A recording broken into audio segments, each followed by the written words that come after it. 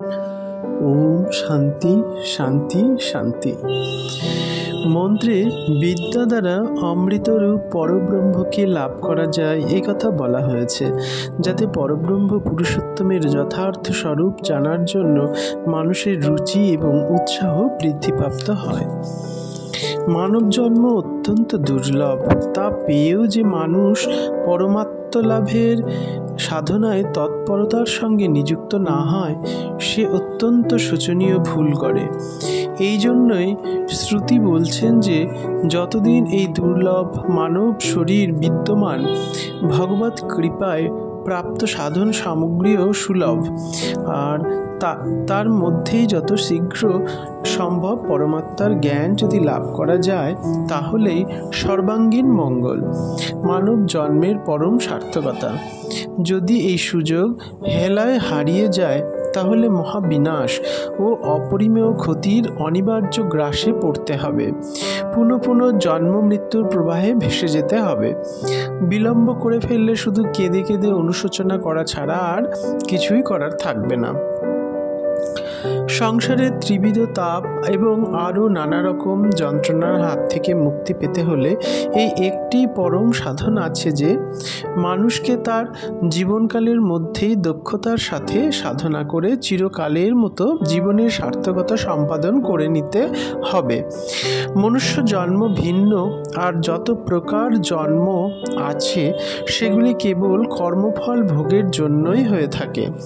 সেই সব জন্মে জীব পরমাত্ম লাভের কোনো সাধনাই করতে সমর্থ হয় না। বুদ্ধিমান পুরুষ এই বিষয়টি সম্যক রূপে অনুধাবন করেন এবং সেই কারণেই প্রত্যেক জাতির প্রতিটি প্রাণীর মধ্যে পরমাত্মাকে প্রত্যক্ষ করে থাকেন এবং এইভাবে তিনি চিরদিনের জন্য জন্ম মৃত্যুর চক্র থেকে মুক্ত হয়ে অমর হয়ে যান। তৃতীয় খণ্ড। পরব্রহ্ম পুরুষোত্তম দেবতাদের উপর কৃপা করে তাদের শক্তি প্রদান করেছিলেন। তার ফলে তারা অসুরদের পরাভূত করে বিজয় লাভ করেছিলেন। তাই প্রকৃতপক্ষে এই বিজয় ছিল শ্রী ভগবানেরই। দেবতারা ছিলেন নিমিত্ত মাত্র, কিন্তু দেবতাদের অন্তর্লোকে এই সত্যটি উদ্ভাসিত হলো না।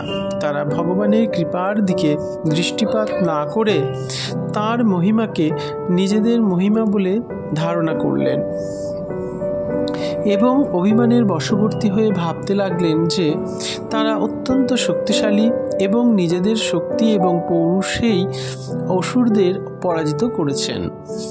করুণা সিন্ধু ভগবান দেবতাদের মিথ্যা অভিমান সম্পর্কে সেই ক্ষণেই অবহিত হয়েছিলেন। ভক্ত কল্যাণে অতন্দ্র তিনি বুঝতে পারছিলেন যে দেবতাদের মধ্যে যদি এই অভিমান স্থায়ী হয়ে যায়, তাহলে তাদের পতন অনিবার্য। ভক্তজনের পতন ভক্ত বান্ধব ভগবান কি করে সহ্য করবেন?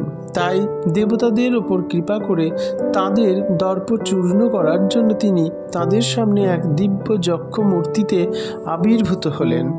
দেবতারা আশ্চর্যান্বিত হয়ে সেই মহা অদ্ভুত বিশাল রূপ দেখে চিন্তা করতে লাগলেন যে এই দিব্য যক্ষ কে, কিন্তু তারা তার সম্বন্ধে কিছুই বুঝতে পারলেন না।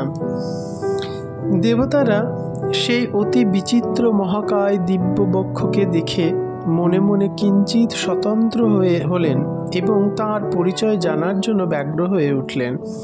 অগ্নিদেবতা পরম তেজস্বী, বেদার্থ বেত্তা, সমগ্র জাত পদার্থের সন্ধান রাখেন এবং সর্বজ্ঞ প্রতিম। এজন্য তার গৌরবান্বিত নাম জাত বেদা।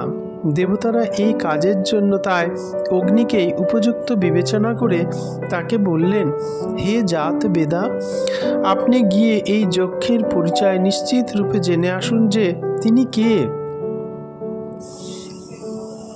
অগ্নিদেবের নিজের বুদ্ধি শক্তি সম্পর্কে গর্ববোধ ছিল, তাই তিনি বললেন, ঠিক আছে, আমি গিয়ে এখনই জেনে আসছি। অগ্নিদেব ভাবলেন, এ আর এমন বিশেষ কি ব্যাপার। সুতরাং তিনি সত্বর যক্ষের সমীপে গিয়ে উপস্থিত হলেন।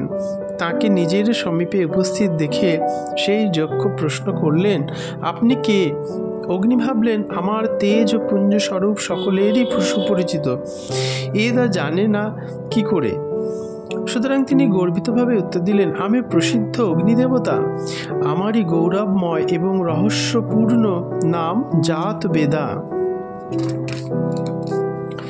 অগ্নির গর্ভোক্তি শুনে ব্রহ্ম অজ্ঞের মতো বললেন, ও আপনিই অগ্নিদেবতা, আপনিই জাতবেদা, যিনি সকল জাত পদার্থের পরিচয় জানেন। অতি উত্তম। যাই হোক, আপনি বলুন তো আপনার কি শক্তি আছে, আপনি কি করতে পারেন? অগ্নি এই কথার উত্তরে আবার গর্বের সঙ্গে বললেন, আমি কি করতে পারি জানতে চান? শুনুন তাহলে। আমি ইচ্ছে করলে এই সমগ্র ভূমণ্ডলে যা কিছু পদার্থ চোখে পড়ে সে সবই পুড়িয়ে এখনই ভস্ম রাশিতে পরিণত করতে পারি।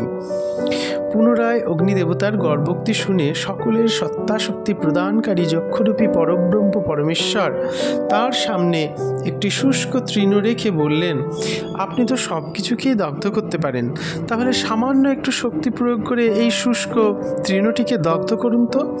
অগ্নিদেবতা সম্ভবত প্রথমে এটি নিজের পক্ষে অপমানজনক মনে করে হেলার সঙ্গে সেই তৃণটির কাছে গিয়ে সেটিকে জ্বালাতে চেষ্টা করলেন, কিন্তু সেটি যখন জ্বলল না তখন নিজের পূর্ণ শক্তি প্রয়োগ করে সেটিকে জ্বালাতে চেষ্টা করলেন, কিন্তু সেটিতে সামান্যতম তাপও লাগলো না। আর তা লাগবেই বা কি করে?